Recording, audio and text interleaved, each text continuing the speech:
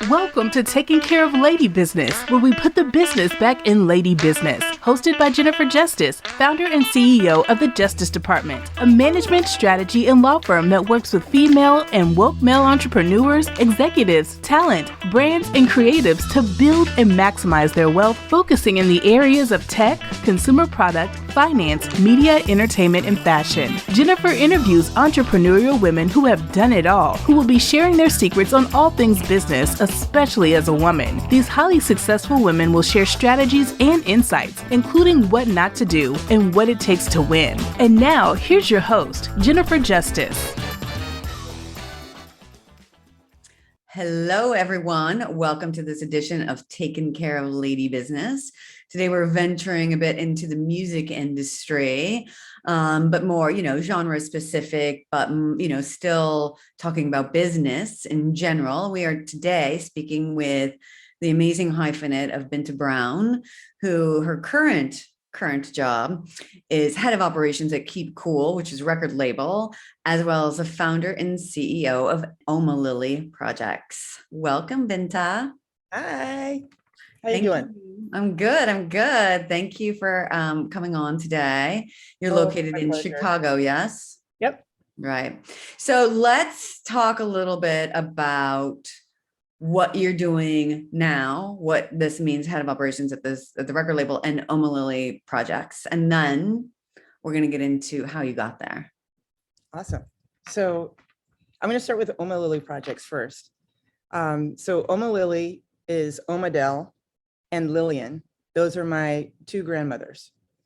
And after my father passed away, people ask me about this all the time. They're like, what? After my father passed away, I wanted to make sure that the matriarchs of my family were embedded in everything that I was doing.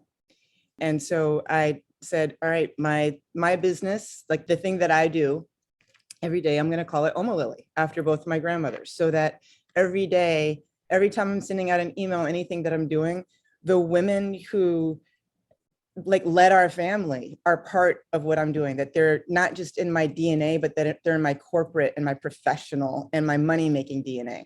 Right. Because it weren't for them and the example they set, I wouldn't be here. So Omalilly is a artist management company. We do production. I work on a variety of different documentaries, theatrical production, all kinds of different things that is around the art of storytelling and helping storytellers run their businesses and build and scale their businesses. And then Keep Cool is what I call my salary job, equally important, in a joint venture with RCA, founded by Tunji and Jared Sherman and Courtney Stewart, who manages Khalid.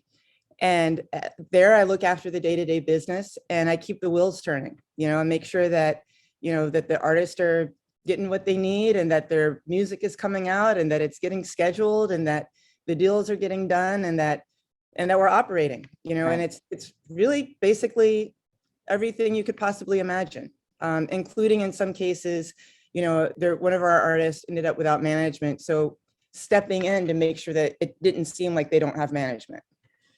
So you're talking, it's all in the music industry, including Omelu? Yep, Omelu too. And are there artists that you want to talk about, like that you manage now? Just give a shout out to, so people will listen. I want to give a huge shout out to VanJess. These sisters, I've never worked with anybody quite like them. The amount of confidence and drive, and nobody should have to have as much resilience as they have. Right. But they have it. And there's nothing that keeps them from continuing and moving forward and learning and listening every single day. So huge shout out to VanJess. They're amazing. And I'm going to give a shout out to Peter CottonTale too, whom I've been managing for a while. Peter is primarily known for producing for Chance, whom I used to work for. Chance the Rapper, that is. Yeah. Chance the Rapper. And the reason why I'm giving Peter a shout out is because when there is a man in my life who has a care for women that is truly genuine, and is really about, he puts women on without thinking about it. It's deeply embedded, his care and love and respect I mean, he's a complete feminist, and it's extraordinary and beautiful. And it's part of the reason why we have the most amazing working relationship. And very rare in the music industry, right? Sorry? Very rare in the music industry. It's extremely rare. I mean, I want to clone him and make every man in our business like him. Yeah. I really do. I think we just released on our in our newsletter that it's something like the Annenberg Inclusion Initiative is said that there's only like 16% women in the music industry that are in executive capacity. Yeah. Crazy. And, you know, I don't have to remind anybody that we are 50% of the population. So, right.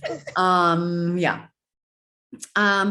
Okay. So, it's actually 14%. I was actually looking up the fact that only 14% of music companies are led by female CEOs, chairwomen, or presidents. So, yeah. But there are a lot of us in there, which is how we all know each other. And it's, you know, it's a small business, right? So tell us how you got here, how you got to the journey in the music industry. A lot of people talk about how getting in, it's a very difficult industry to get in. And it's kind of who you know, but so give us your insight and how you did. I didn't know anybody. I know. Like, which is crazy. And I'm still getting to know people. I'm still getting to understand people in this business, which is an insane business, as you know. Yeah. So I started my career on Wall Street. And it's funny because to me, the way I started my career in music makes a lot of sense, because I look at people like Jeff Harleston or Clive Davis, who were not music attorneys, but who were Wall Street or New York-ish type lawyers who found their way. And it didn't even occur to me that I couldn't do exactly the same thing. Yeah. So in reading about Wall Street as an attorney or Wall Street as like a financial? I was a Wall Street M&A attorney. Yeah. So was I was a litigator in Wall Street. Yeah. I didn't realize that you were on Wall Street before you went into. Yeah, I was at Hughes, Hubbard and Reed for a year and a half. So you know what I got to do? I got to start telling, when people ask me this question, I need to say, did you know that Jennifer Justice also started her career the same way? And, you know, another person who started on Wall Street is Sylvia. Yeah. You know, like, so it didn't even occur to me. Sylvia Rohn, that is. Sylvia Rohn. Yeah. Yes. So it didn't even occur to me that I couldn't, that was a weird way to start in the record business, you know? Right. So I read all about Oprah and all about ownership and equity and all these different things. And there are all these people who are inspiring me, you know, when I was coming up. And I always knew that I wanted to work in the music business, that I eventually wanted to run a music company of some sort. So went to law school. When I graduated from law school, I started my career at a firm called Cravath, Swain & Moore. Cravath represented Universal Music Group, Washington Post Company, HBO, like at Viacom. We were involved in the Vivendi acquisition of UMG, which is really funny to me how it's come full circle now. In fact, one of my former partners, not at Cravath, but at Kirkland, where I was a partner for almost a decade, he's like, yeah, you know that I represented Bill Ackman. I'm like, yeah, I did know that. Right. I know that you, and I said, why didn't you call me?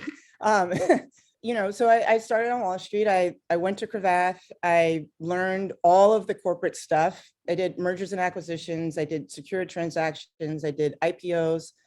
I probably did 50 different IPOs across media, entertainment, technology, and telecom companies. And I remember saying to one of my friends when I was still at Cravath, if I'm still doing this in 5 years, you should shoot me, because I'm really just not trying to do this for the rest of my career. I'm trying to go and run one of these companies. And, you know, in those days, you know, the music business was frothy and things were going really great. And, you know, I would occasionally get these calls from different record labels in New York saying like, hey, would you be interested in coming along and, you know, being our general counsel? And there's one, I'll leave the name of it out for now, but I think that it's for the best.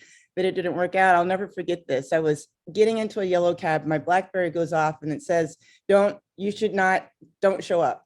And then I, you know, get back to my desk. I go upstairs. I'm reading something somewhere. I guess it was on the internet. And somebody said, yeah, the FBI just raided this label. And I'm like, well, I'm glad that didn't work out. Yeah, don't show up right now. Yeah, like, I think I know who you're talking about, by the way. Yeah. So go ahead and go Google that. Don't show up right now. We've just been raided. And so I was like, all right, it's not meant to be. And, you know, then I got to work on the separation of DreamWorks Animation from DreamWorks LLC. And I helped take DreamWorks Animation public while I was at Cravath. I thought about moving to LA, but it wasn't music, that's film, which I also love. But I wasn't ready to make the move cross country. And so somewhere in the middle of all of my mental meanderings, one of my clients apparently told somebody at Kirkland that I was ready to leave Cravath. And Kirkland called me up and said, hey, we want to make you a partner. We don't want to just make you a partner. We want to like advance you several years in. So like I was going to go over and be like the equivalent of a third or fourth year partner.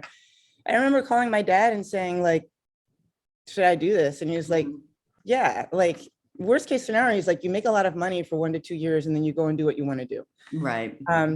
So that's what I did. I ended up practicing law a lot, corporate Wall Street lawyer stuff, a lot longer than I wanted to or anticipated practicing, but it prepared me really well. I started getting more involved in startups in the startup space and advising a bunch of different startup companies. And I helped a few of them go public. And when I had a little bit of savings from that and from my legal career, my dad at one point, I'd had some serious health issues. And I'd started gigging in bands. I play the electric bass and keys and saxophone now, but not then. And my father had come up for a show and he's like, what are you doing? You know, he's like, why are you pretending like you're a corporate lawyer? He's like, you want to work in music, you should go work in music. And I'm like, and I, you know, I had all of the different excuses of like, Dad, I've met with this person or I've met with that person. And I haven't met anyone where it feels right or where it makes sense to me. He's like, it's not going to feel right to you. He's like, it's not going to feel right to you for a lot of different reasons. He said, so just start your own thing. He's like, just do it. Your mother and I believe in you. He said, you'll probably fail miserably. He's like, you'll lose all your money. All of this is true, by the way. He's like, you're going to make so many mistakes. He said, but I believe in you and you can always come home and like figure it out from home. So I was like, well, you know, if my Black, Southern, Christian, conservative father is telling me to leave my perch as a partner in a big firm in New York to do something as crazy as work in music, I should do it. So I didn't know anybody. I didn't know anything. I just read as much as I possibly could, watched as much as I possibly could on YouTube. You know, I would be standing out in New York street corners in, you know, expensive Wall Street attorney suits, handing out flyers, promoting shows and promoting different artists, local artists, and met a couple of artists that way and would try to, whenever I would go to shows, I would try to meet people and say like, hey, what can I do? How can I help you? And, you know, one thing leads to the next. And, you know, there's somebody who said like, can you help me build a label? And I said, sure, of course I can. Like, why not? Right. So I started working with this one artist and it was a really interesting experience. At the same time, like Chance was starting to become really big. He had just dropped Acid Rap. I started reading more and more about him. I was amazed because his vision for what the music business could be was consistent with my vision of what the music business could be. And also the reason why every time my father and I talked about it, my dad was like, yeah, he's like, if you go and work for a label, he's like, you're going to get fired. Like they don't want artists to be independent like that.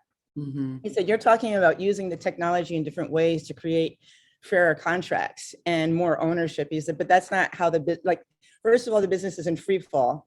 You know, it's totally bottoming out. And he said, secondly, he's like, nobody has time for you coming in from the outside to try to transform things, which is why he said, start your own thing.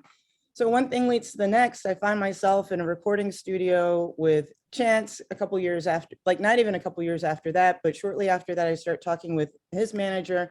His manager says, why don't you come out to Chicago? And I'm like, to do what? And he's like, you know, I want you to basically run Chance's recorded music and publishing operation. So I did that for a few years. I put out all of his albums. I set them up for commercial release. After Chance and his former manager parted ways, I continued doing that with Chance for a little while, just to make sure, you know, like I have this thing, once you've been in representation, like you don't just leave when the job isn't finished yet. Like you keep doing it until the job is done. So I continued working with him. I helped his brother out with a couple of different things. And somewhere in the middle of that, I started managing Peter, who is a very dear friend and creative collaborator. And, you know, like by this point, we're starting to get closer and closer to the pandemic. And, you know, Peter and I, like, we really kind of took off during the pandemic because he put out his first debut project in the midst of the pandemic. And to all of our surprise, you know, it was a year where he did better it's been a year and a half where he's done better overall financially than he's done at any point. So, we've been defying the odds. And at some point I had met Tunji. I think I met Tunji maybe 5 years ago, probably because I read an article about him.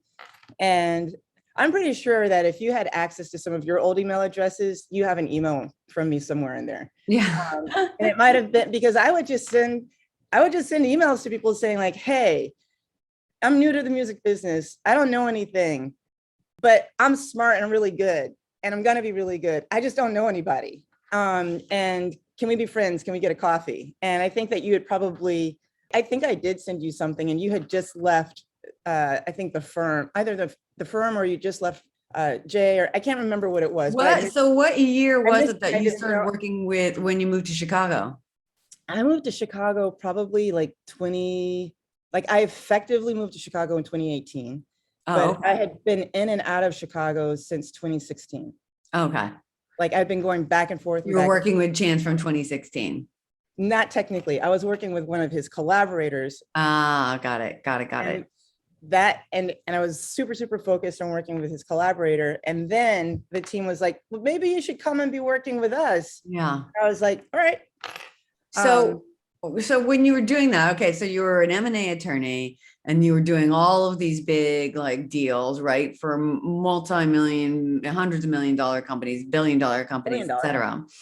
And then, and in a big firm environment, and then you start going to work in the music industry. I mean, like, what was that transition? I mean, was it like, I mean, you're doing like the bottom nuts and bolts of work, right? Like, right.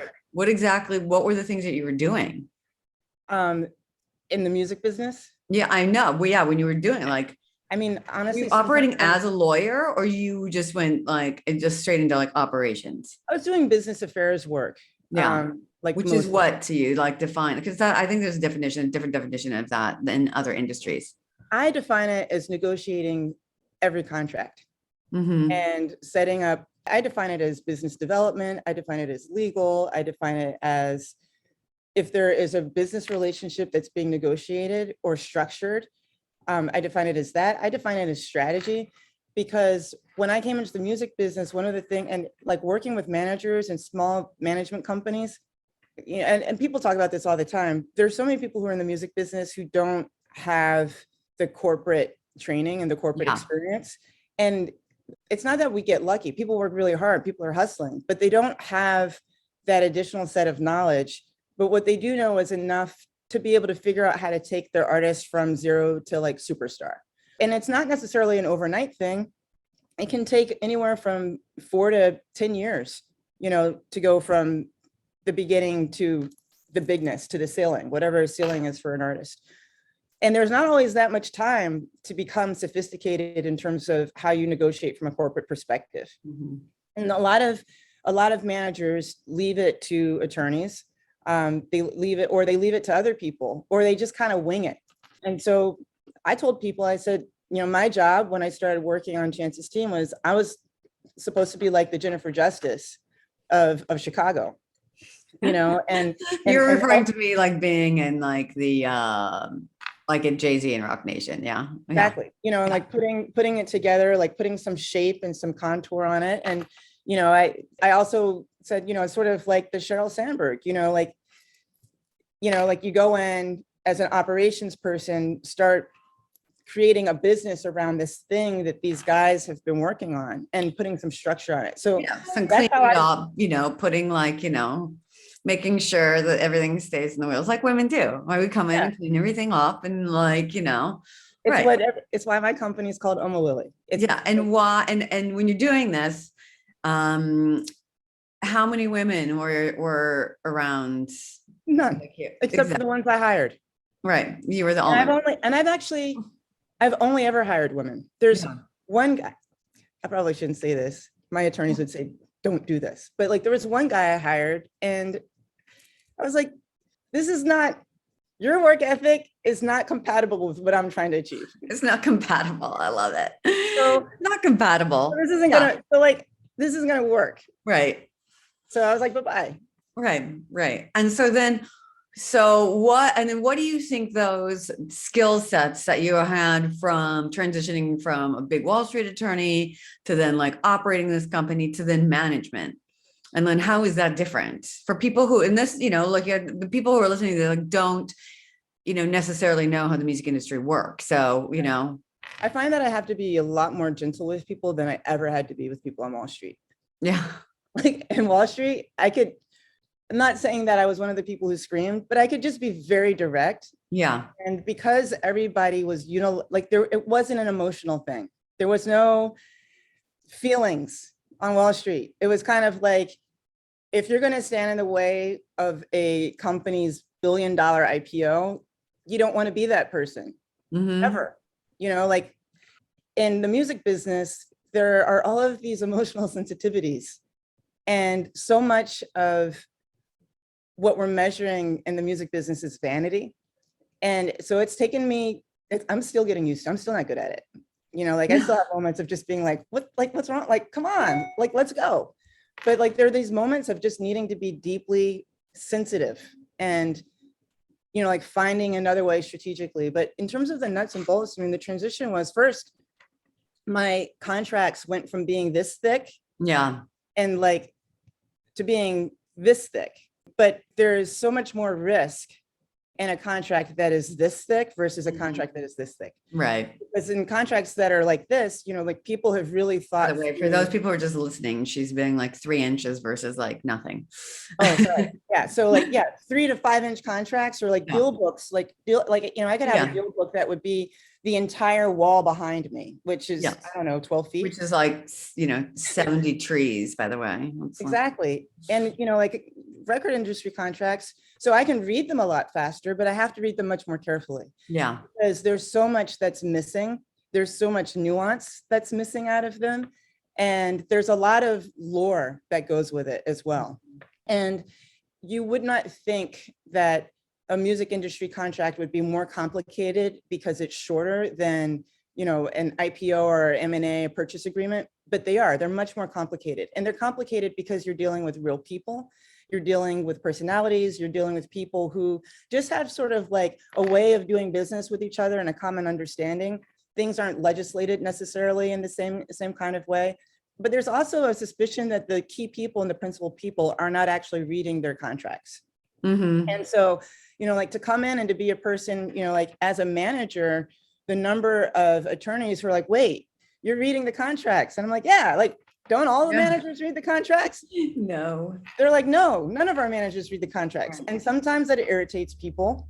And sometimes people are grateful. And sometimes some people are overly reliant on the fact that I'm going to actually read the contract and that I'm going to work my way through it. But I do it because how do I put together a strategy for my artist if I don't understand what the rules of the road are? The other reason why I do it is I care profoundly about rights. Like I want artists to have, it needs to be reasonable. Like if you're taking a whole lot of money from somebody, you can't expect them to have no rights and no say. Like that's absurd. So finding a way to talk people through, what all of that means is really important. But I want to make sure that the artist is protected and that they have a way, that they have dignity in contract. It was one of the reasons why it was really important to me to be in the music business at all, because I saw my uncle lose all of his copyrights. Right. And if he had his copyrights, then my cousins and their children would be millionaires, because he wrote a lot of songs in New Orleans back in the day, but owns 0 of the copyrights, owns 0 of the intellectual property. So, as a manager, like to me, you're running a business and you're a CEO of a company. So you're looking at the contracts, you're thinking about the strategy, you're thinking about the marketing, but you're also making sure that there's toilet paper on the tour bus. Yeah.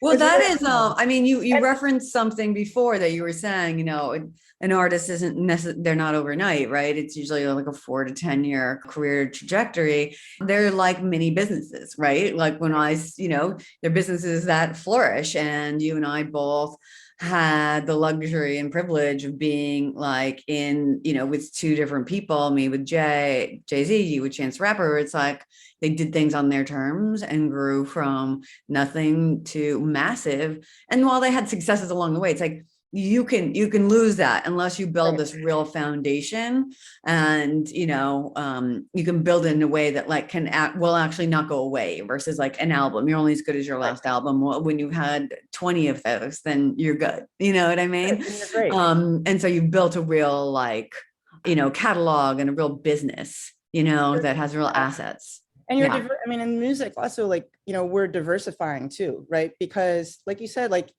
and I've had this experience, obviously, like you can put out an album that doesn't go quite as well as you hope it's going to go, and if you have all of your eggs on live, if you have all of your eggs on, recorded music, like, and you're not looking at all of the different pockets and places where you can be making money, and the deal making that can happen, the partnerships that you can build and facilitate. So I feel very fortunate because on multiple levels, my corporate career, my Wall Street career, it served me well in two ways.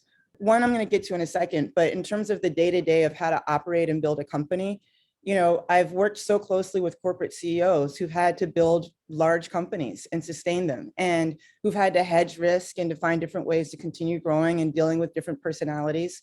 And while in those cases, I was oftentimes playing the role of their consigliere, as opposed to being the person to do it, I was able to learn from them because of my closeness and my proximity to them. Like, this is how you run, and this is how you operate, and this is how you structure, like you have a plan. And you're prepared for the fact that you're not going to always have a good day, and you're super patient.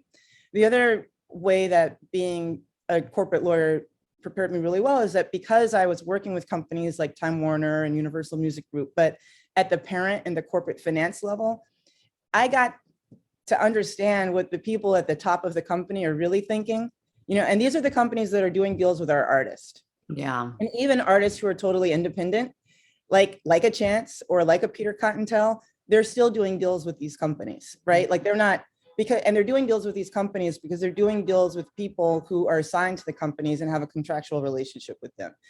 So understanding, and now I'm at one of those companies, in addition to management. So understanding how it works from the perspective of, the people who are at the top of Sony, the people who are at the top of Universal Music Group, like how they're financing, what they were thinking about as they were preparing to take those companies public, what CAA is probably thinking about right now, having just acquired ICM, and I'm guessing getting ready to take that company public. Like, understanding how these companies are run and organized, what the boards of directors are thinking, like the board members are thinking, it's critically important. I use it as a matter of strategy because it's given me a level of understanding that I wouldn't have had but for that. In some ways, I'm still learning, to be a little bit more sensitive at the artist level and at the manager level, and working with, my peers in that regard. On the corporate level, I understand that completely because that's what I was doing. Those were the people I was working with and the closest to for, 10 to 15 years. Right. I think, yeah, no, so that's a really good point, because you can understand both sides, which is something that is so necessary as an attorney, is understand both sides of the deal and understand how both people can make it. Unfortunately, we don't have that much time left, but I do want to get into one other thing, which I think that so many people find surprising. And now that I really focus on representing women, I'm surprised at how few of them have attorneys, or even when they're C-suite. In the music industry, every single person has an attorney. Everyone knows that that's what you need, whether it be an artist, whether it be their manager has to have an attorney negotiating against them, whether that be an executive. Every executive, from the time you get into the music industry, you have an attorney negotiating your deal. Right. And so when I got in there, I was like, that's just what everybody does. And so now I go in and I talk to these, like, women or, female founded companies or, influencers, other kinds of talent outside of entertainment. Anyway, film, TV, that's the same way. All executives are represented by attorneys. Like, no one just signs a contract at all, ever. And then outside of it, it's like, oh, well, no, I just signed this contract. I'm like, you're like the CMO of a company. Like, what do you mean nobody looked at your deal? And in fact, I'm negotiating for somebody right now where an executive recruiter is trying to negotiate directly with my client. And I said, just loop me in. And when she did, he was like, we don't need to bring the lawyers in now. And I was like, what? It's crazy. And I guarantee no men in any corporate setting are without an attorney. They all have attorneys, and attorneys negotiate your material terms, including the business terms. So you don't have to, because it's really uncomfortable and awkward. And in particular, women are not great at negotiating for themselves. So it makes it 10 times worse. I was just telling the story yesterday when Jay-Z asked me to come in-house and work at Rock Nation. He goes, who am I going to have for an attorney now that like we're negotiating against each other? I said, who am I going to have for an attorney? He's like, you're going to hire one? I was like, yeah, because any attorney that represents himself is a fool for a client. Like, no way. Of course I am. And she ended like, I was going to settle for this X amount of money. And she actually was like, no, you're going to get this. Like, I was like, great. And so, what in your experience, it's like, when are you hired? Like, I know the answer, but I just want, everyone else to understand this. When are you hired as an attorney, or know of, people getting hired as an attorney? I'm just going to speak from personal experience. Yeah. Because I am that I'm a music person, but I'm that non-music person who didn't get an attorney once. Man. And I will never do that again. Like, when I tell you how much it ended up costing me that I didn't have that protection, and it didn't have to go that way. All I had to do, it would have been much better for me to spend, $15,000, $25,000 on an attorney as I was setting up my business for the first time, than what it ended up costing me, which was like very large number, like many, many times that, and the emotional pain. So, like, when do you get an attorney? As soon as you start thinking about negotiating a relationship. Yeah. Whatever the relationship is. Yeah. Like, even if, so like when I'm thinking about it from the perspective of theatrical production, like I have the idea that I want to put money in a play.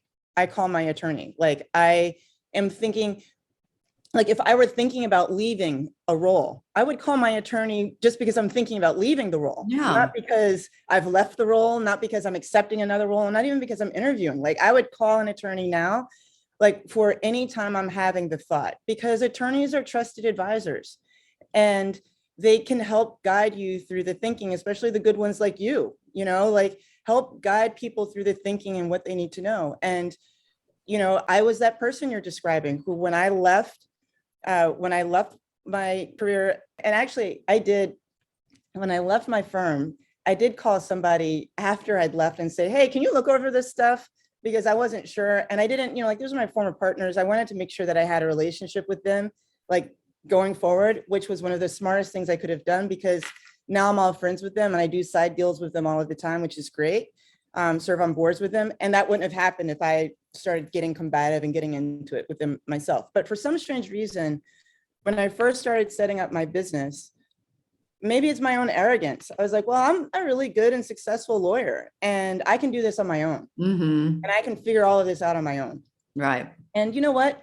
I failed. Like, I messed up, and it cost me an extraordinary amount of money. It cost me psychological pain. It was traumatic for me, not because of the money, but because it was sort of like, I couldn't negotiate for myself. I didn't negotiate for myself properly. I didn't ask for the right things, and I wasn't protected. Yeah. And what I've come to realize now is that having an attorney and having counsel is actually, it's an act of love.